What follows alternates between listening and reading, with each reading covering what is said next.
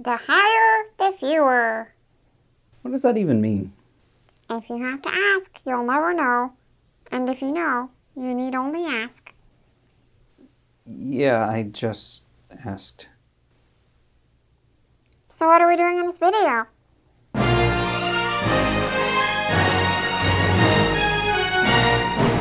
Hello everyone, I'm Alex, also known as Obsessive Costuming Dude, author of the Star Trek Costume Guide. I'm Yogurt. And in this video, we have with us here a screen-used Lieutenant Worf uniform from Season 1 of TNG. Today is a good day to... Tell you what, you come up with something that rhymes with die and makes sense, and I'll buy lunch today. Ooh! Today is a good day to sigh, cry, Well, Yogurt's working on that. A couple quick things before we get started. try, fly, reply. First, I want to thank the owner of this costume, Angelo Cafaldi, for letting us examine it and make this video for you. Thanks, Angelo! Spy, lie. And second, if you want to learn more about the TNG jumpsuits, I've written an actual costume analysis, which you can read on my blog, www.startrekcostumeguide.com. Supply, hypnotize. That doesn't rhyme. It's also available as a free PDF download. So let's take a look at this thing. Fly.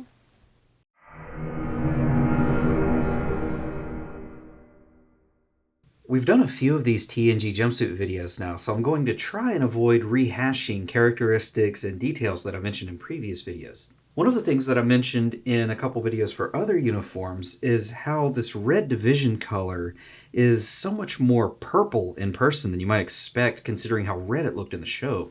To help give you an idea of the actual fabric color, you can go to your local hardware store and pick up this paint chip right here. It's a Valspar, and you can see I've actually written it's the same paint chip that I found that was the best match for the Admiral Jameson Season 1 Admiral uniform that we looked at in a different video.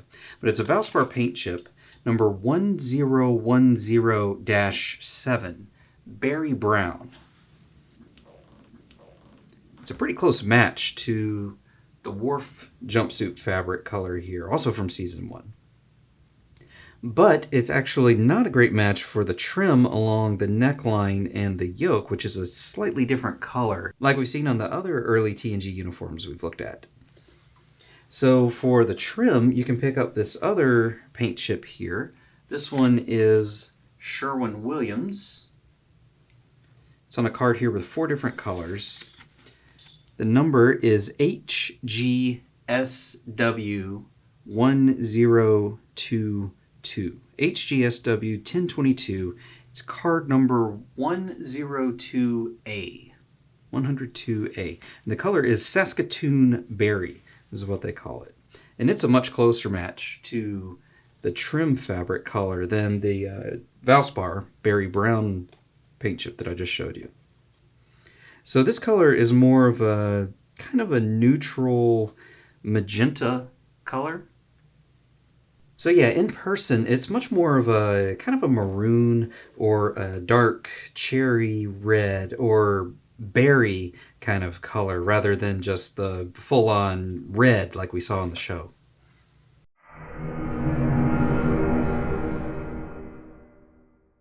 So with this being an early TNG jumpsuit, the spandex was cut with the weave going horizontal, but the stretch going vertical from top to bottom.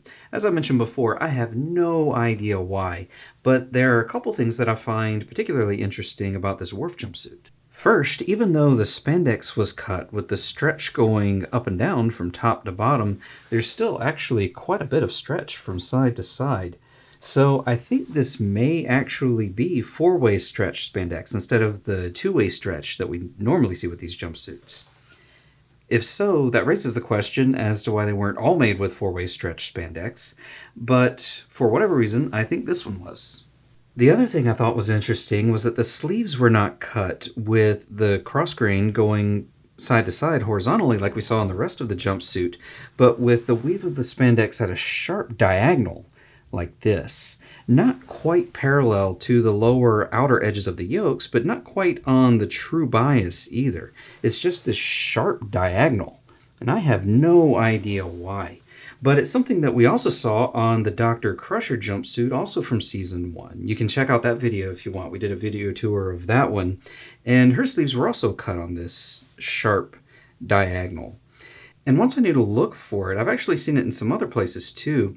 I have no idea why the sleeves were cut like this, but you might also remember that Tasha Yar's sleeves were cut with the spandex weave going horizontal, just like the rest of the jumpsuit was. So we have 3 jumpsuits, all from season 1, all hero uniforms for a main cast member, and one of them has the weave like this, and 2 of them have the weave going in a sharp diagonal like this. I don't know why they were cut that way. I don't know how much of a thing that it was, but it seems peculiar to me.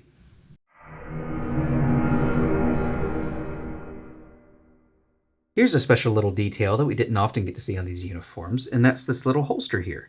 The holster is just made out of the same black jumbo spandex as the rest of the jumpsuit body, with the weave parallel to the opening.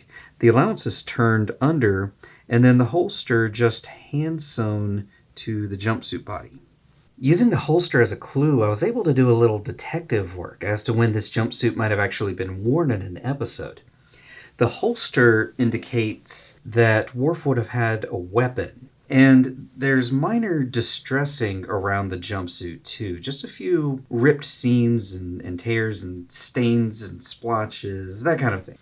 And there's also a weird thing on one of the inseams, which we'll look at in a little bit. But the holster indicates the weapon and that he had to actually draw it in the shot. The minor distressing around the jumpsuit indicates that he had to do some kind of action or tussle or wrestling, possibly on a planet and possibly as a member of an away team. The only 3 episodes to fit that criteria in season 1 were The Last Outpost, Hide and Q, and Too Short a Season. So already we've narrowed it down from 26, or 25 episodes if you count the pilot as 1, down to 3. But there are a couple other clues too. First, there's the communicator Velcro here, which obviously indicates that he wore a communicator. And if you remember, in The Last Outpost, most of his screen time was on the planet, but he had his communicator removed. He didn't actually wear it, so there was no Velcro here. The upper chest was plain. And this Velcro it's easy enough to just take off and put back on. It's no biggie, but it's a little clue. And the other clue is the dimensions of the yoke at the center front. If you've read my costume analysis, you know that these proportions actually vary pretty wildly. Sometimes it was only about 7/8 of an inch, like this, and then other times, it got deeper and deeper, especially into season 2, toward the end of season 2 as well. So we have these proportions right here, and the presence of the communicator Velcro as clues.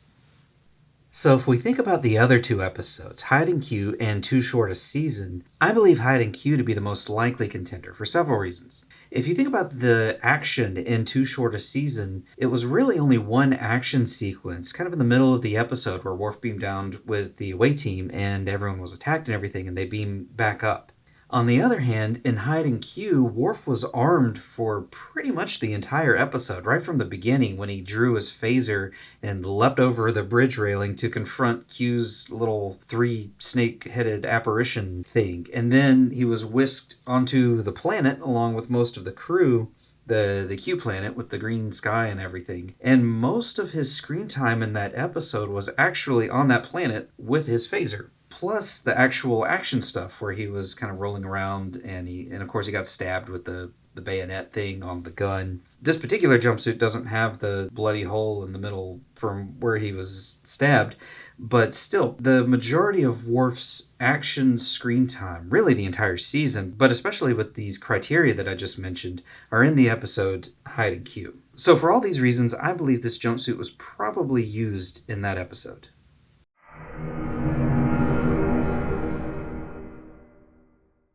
At the bottom of the pant legs, of course, we have the division color trim, these pant leg openings here on the lower front. And the way the trim was attached was the same technique that we saw on the Tasha Yar and Dr. Crusher uniforms, also from season 1. Again, you can check those videos out here on my channel too. By now you probably know that these jumpsuits zipped up the front, and something interesting about Worf's jumpsuit is that he had 3 hook and eye closures above the zipper instead of just 2. Some uniforms had 2 and some had 3. I haven't figured out any rhyme or reason as to which ones had 2 and which ones had 3, but Worf's has 3. Here you can see the edge of the neckline trim catch stitched with red thread. I mentioned before I have no idea why it was done with division color thread instead of black thread, but there it is. And then the cotton twill tag, I don't know if you can read that, it says 1 Mike, presumably Michael Dorn. I guess an arrow? I have no idea what that says. And then OK. Here's a weird thing. Usually the yoke seam allowances between the upper yoke and the lower yoke were consistently 3/8 of an inch wide from the center front out to the shoulder seam. Except on Dr. Crusher's jumpsuit, her seam allowance was 1/2 inch. But here on Worf's jumpsuit, the seam allowance starts at 3/8 of an inch at the center front and widens out toward the shoulder area to where over here it's just huge. But only the lower yoke seam allowance. The upper yoke seam allowance is consistently 3/8 of an inch wide all the way. The lower yoke seam allowance gets bigger. This makes me think that this seam was actually fitted to Michael Dorn and the upper edge of the lower yoke was taken in some to fit his body. Interestingly, the front half or so of the seam allowances were hand sewn together for some reason. But only on the right side, not on the left side. On the left, they're just like normal. Also interesting, there's no fusible interfacing or fabric backing in the right front area where the rank pips would normally go, even though we've seen that on the Tasha Yar jumpsuit and the Beverly Crusher jumpsuits we've looked at, as well as some other uniforms. Poor Worf. I guess he just never got the respect he deserved on TNG. The center front zipper seam allowance is only 5/8 of an inch, which is a little weird. Normally it's a little bit bigger than that. On the Tasha Yar and Beverly Crusher jumpsuits we looked at, it was more like 3/4 of an inch. And on the Encino jumpsuit, it was actually a full inch. But of course hers zipped up the back. And on the Scranton jumpsuit, which we'll look at in the next video, it was again a full inch of seam allowance right up the front. But on Worf's, it's only 5/8 of an inch for some reason. Here you can see the front seam allowances were tacked down by hand at the waist. Also, the waist seam allowances all go upward. And there's no fusible interfacing here at the corner like we've seen on some of the other jumpsuits. It's just the fabric. And instead of the seam allowances being pressed open like we've seen on some of the other jumpsuits, like I just mentioned, the waist seam allowances all go upward. The back is a little different, with the seam allowances being pressed open here along the middle. And the back waist seam allowances are actually tacked upward by hand at the side back seams. And again, no fusible interfacing here at the back corner area either. Now here's the weird inseam thing that I mentioned earlier. On the inseam of the right pant leg, there's this long, thin strip of lightweight black spandex. It's sewn into both the crotch and the hem, and it's sewn onto the actual seam allowance for the upper third or so. And it looks like it was actually sewn into the seam allowance all the way down, but the stitching has come undone over the years, so it's just kind of flapping around. And I have no idea why this thing is here. Well, actually, I have lots of ideas, but nothing I've thought of makes any sense. Every theory I've had is countered by evidence to the contrary. For example, I've seen ripped uniforms that were hastily and often sloppily patched up with fabric scraps or similar fabrics underneath, but the pant leg seam is fine and not ripped. And why just the right pant leg, not the left? That implies something specific was happening on one side, but not the other. I thought perhaps it was something for some kind of stunt use, like a harness or cable, but again, the actual seam is closed. That also rules out any kind of gusset extension like we've seen sometimes on some of the other uniforms. I wondered if maybe it was to help hold the pant leg up, but the fabric strip is more lightweight, way more stretchy, and less stable than the actual jumbo spandex, so it wouldn't accomplish anything in that regard. Being literally sewn into the crotch and hem, and presumably all the way down the seam allowance before the stitching came undone, it would seem to serve no purpose at all. It might have been a kind of backup layer in case the pants seam ripped, except for it was only sewn down onto one of the interior seam allowances, not both, so if the seam ripped open, it would just kind of flap around. It might have been something as simple as wanting a sort of strap or ribbon to be able to reach inside the jumpsuit and pull the pant leg up, or up inside the pant leg to pull it back down, Although for what reason, I have no idea. And again, why only one of the pant legs? And around my mind's gone in circles. Basically, it seems to serve no structural or aesthetic purpose. It doesn't function as a backup or fail-safe interior layer, and it isn't strong enough to support anything of appreciable weight, whatever that might be. If you have any ideas what this thing is for, please leave a comment because I am stumped. The only thing of any relevance at all is when he leapt over the bridge railing near the beginning of Hide and Q, but I'm admittedly grasping at straws here. The last thing I want to show you is that it looks like the elastic stirrups may have actually been hand-sewn to the hem allowance, which is different from what we normally see. The stirrups are normally attached with some kind of machine sewing, but here I don't see any evidence of any machine stitching anywhere on the stirrup. But it does look like there's some hand stitching on these edges. It's tough to say for sure because the stirrup is kind of frayed and threadbare, but I think this was actually hand sewn. And now I have a special gift for everyone. I better know what this is. Nullify. Crucify.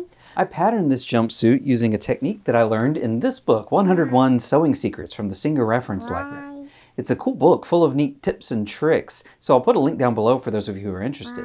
But I patterned it using what they call the rub-off technique. Unify. Red eye. And I'm putting the pattern that I extrapolated from this uniform up on my blog where you can download it for free. Spotify. Shopify. Now, Michael Dorn is a big guy. Guy? No. Google says he's 6 feet 3 inches tall, and this jumpsuit is approximately a men's size 46. So, like I said, pretty big. But I'm putting the pattern up on my blog for those of you who want to give it a try. Try! Today is a good day to try. Ha!